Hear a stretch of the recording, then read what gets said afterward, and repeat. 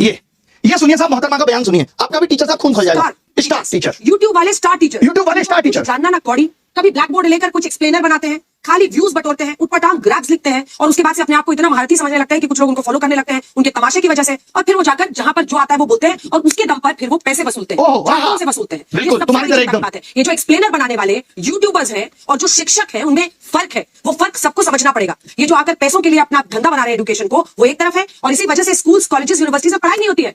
बच्चों से कह दिया जाता है कि भैया तुम कोचिंग सेंटर को ज्वाइन कर लो तभी तुम क्रैक कर पाओगे। ये कैसी व्यवस्था में हम जी रहे हैं? ये बहुत बड़ा सवाल है। आज बहुत बड़ा सवाल किया है मैडम ने कि जो यूट्यूब पे पढ़ा रहे हैं और जो शिक्षक हैं उनमें फर्क है। वही शिक्षक जिन्होंने ओएसएम में कितनी गड़बड़ियां की हैं, उन्हीं शिक्षक की बात हो रही है। यूट्यूब का टीचर हम जैसे तमाम लोग जिन्होंने लोगों को पढ़ा करके सरकार के अंदर भेजा।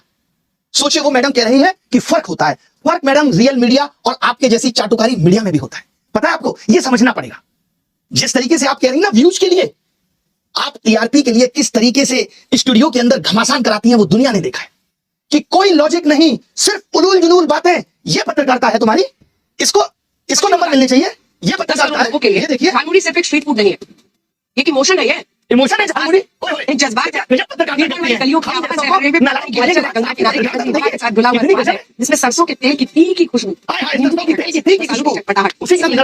एक ऐसी कहानी बनाते हैं जो हर बंगाली के दिल में बस जाती है। जो आपने पोएट्री चिपकाई है ना, कसम से मजा आ गया। सोचिए कैसे कैसे मीम बन रहे हैं तुम लोगों पे। जहां जाते हो वहां लोग मोदी मीडिया, गोदी मीडिया चिल्ला के संबोधित करते हैं। सड़क पे निकलने की औकात नहीं बची है, मालूम है? इस देश के एंकर्स की सड़क पे उतरने की औकात नहीं बची है। अब इनका जीवन स्टूडियो तक सीमित है। लोग गिरबान पकड़ के पूछ लेंगे कि क्या कर रहे हो। आपको तो चौथा स्तंभ कहा जाता था। पिछले साल रैंकिंग 153, इस साल 157 है, और वो यूट्यूब के एजुकेटर्स पे सवाल उठा रहे हैं। तुमने क्या किया भाई? कभी प्रधानमंत्री से तुम सवाल पूछ पाए? 56 इंच सीने के सामने तुम्हारा सीना तो आधा इंच का भी नहीं रहा कि पूछ पाओ देश की क्या हालत है, महंगाई पे सवाल कर पाओ। बल्कि तुम्हारी एंकर्स तो क्या कर रही है, ये देखिए साहब, ये है इनकी एंकर्स, और ये हमारे बारे में कमेंट करेंगे। ये देखिए, ये देखिए, ऊपर से देखा जाए तो हमने ऊपर के बजाय नीचे देखा तो नीचे इनके कमेंट पे सिर्फ गालियां थी। 1 मिलियन के करीब फॉलोअर्स हैं, पोस्ट में 1000 लाइक नहीं है, और नीचे देखा हमने तो सिर्फ गालियां थी। क्या वफादारी की है तुमने देश के साथ? नहीं। कितने पेपर पिछले 7 साल में लीक हुए, 80 से भी ज्यादा पेपर, और कितने तुमने अपने स्टूडियो में लोगों को बुलाकर सवाल पूछे। तुम्हें सिर्फ टीआरपी चाहिए, इसलिए 4 प्रवक्ता बिठा लिए। आज क्या हो रहा है?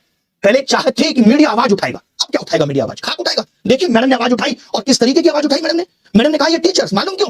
क्योंकि ये टीचर्स आप लोगों की आवाज बन रहे हैं। इनको आपत्ति है कि ये क्यों शिक्षक आवाज उठा रहे हैं। इनका बस चले तो इन्होंने वेदांत जैसे बच्चे को पाकिस्तानी करार दिया। सोचिए, एक बच्चा जो ओएसएम सिस्टम का शिकार हुआ, जिसकी कॉपी को बदल दिया गया, उसको इन्होंने पाकिस्तानी बता दिया। आज आप देश में सवाल पूछेंगे तो आपको राष्ट्र विरोधी घोषित कर दिया जाए, और कुछ भी नहीं इसके अलावा। महंगाई पे ये लोग जस्टिफाई करने पे लगे हुए हैं कि महंगाई कुछ भी नहीं है।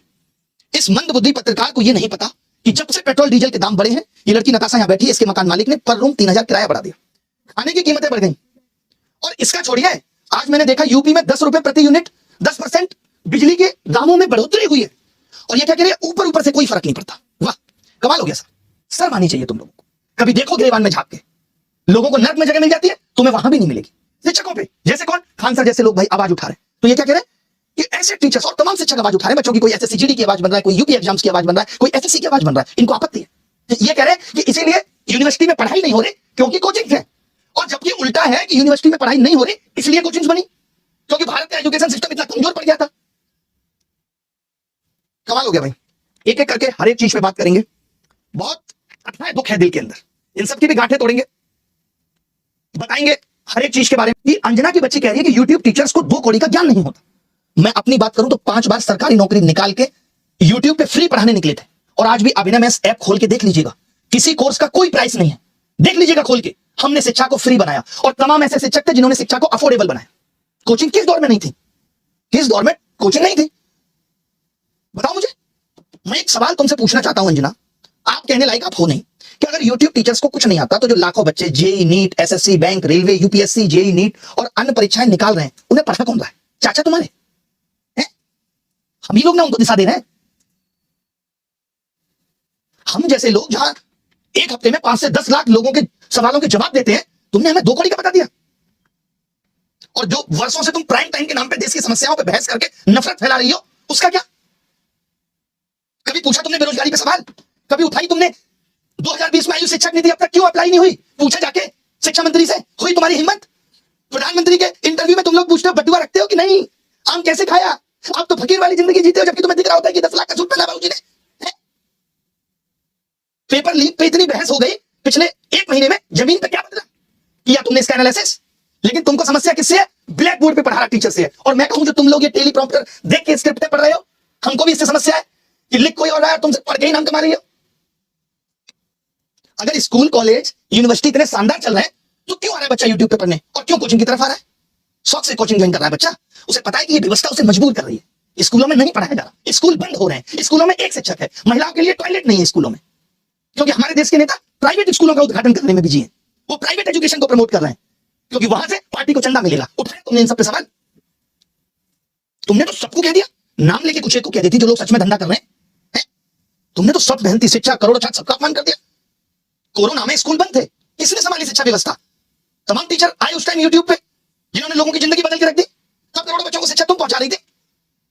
कुछ भी आके बोल देना है, मजाक चल रहा है, माफी मांग लेना। नहीं तो जिस दिन हम इन बच्चों को बोलेंगे ना यूट्यूब का टीचर आके कि इनकी ट्विटर फीड और इंस्टाग्राम फीड में समय राणा का कंटेंट भर दो, तो भागती भागती बहेंगी, रात भर नींद नहीं आती है जब पढ़ने की 5-6 गालियां मिल रही होती हैं तब। बहुत आसान है स्टूडियो में बैठ के टीचर का मजाक उड़ाना। हमें पता है कि हम जैसे लोग हैं जो बच्चे की फीस की चिंता कर रहे हैं, उसकी बेरोजगारी देख रहे हैं, भले ही 2 कौड़ी का ज्ञान हो हमारे पास, आवाज उठा रहे पेपर लीक पे। आपने कितनी उठा ली आवाज? तुम तो उस वक्त 2000 के नोट में तुम्हारी इस सहायिका चिप बता रही थी, झालमुड़ी पे तुम ज्ञान दे रही थी। मेलोडी क्यों मेलोडी होती है, इस पे देश का समय बर्बाद कर रही थी। बच्ची हो अभी, जिस दिन बैठ जाएंगे ना कुर्सी पे, बहस भूल जाओगी क्या होती है। 2 कौड़ी का ज्ञान है, 2 कौड़ी। अभी 8-10 शिक्षक समुदाय मिलकर अलग अलग कोर्ट में डिफेमेशन लगा देगा, भागती भागती फिरोगी। हल्के में मत लेना शिक्षकों को, और आज के बाद इस तरीके की बातें मत करना। मैं मानता हूं डायलॉग पीछे से लिख के आया होगा कि तुमको पढ़ना है, पढ़ने से पहले सोच लिया करो किसके लिए पढ़ रही हो।